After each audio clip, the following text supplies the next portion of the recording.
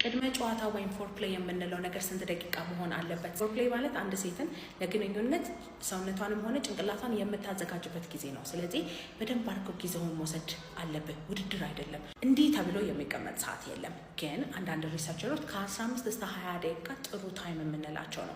ይህንን ነገር ለምንድን ነው የሚሉት? አንደኛ እዚ አካባቢ ያለ እርጥበት በደንብ አድርጎ የውጫዊ ክፍል ብቻ ሳይሆን የውስጣዊ ክፍል እርጥበት የሚያገኝበት፣ ወደ ብልት ያሉት ደም ዝውውሮች በደንብ አድርገው የሚስፋፉበት እና ደም በትክክል የምታገኝበት፣ ከምንም ነገር በላይ ደግሞ ካላት ጭንቀትና ካላት ብዙ አይነት ፍርሃቶች ጭንቅላቷን ከዛ ነገር አውጥቶ የግንኙነት ሙዷን ለማምጣት ከ15 እስከ 20 ደቂቃ ይፈጃል።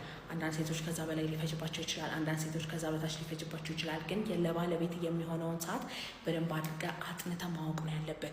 ፎርፕሌይን ማቻኮል አያስፈልግም። ፎርፕሌይ ወይም ቅድመ ጨዋታን በደንብ አድርገህ አደረክ ማለት የእርካታ ደረጃዋን ለመድረስ ጥሩ አይነት እድል አለ ማለት ነው። አንዳንድ ወንዶች ቶሎ መግባት የሚፈልጉበት ምክንያት ገና እየተሟሟቅን እሷ እየተሟሟቀች ስትሄድ የኔ ብልት እየተልፈሰፈሰ ይመጣል፣ መሀል ላይ እርግብ የሚልበት ጊዜ አለ ነው።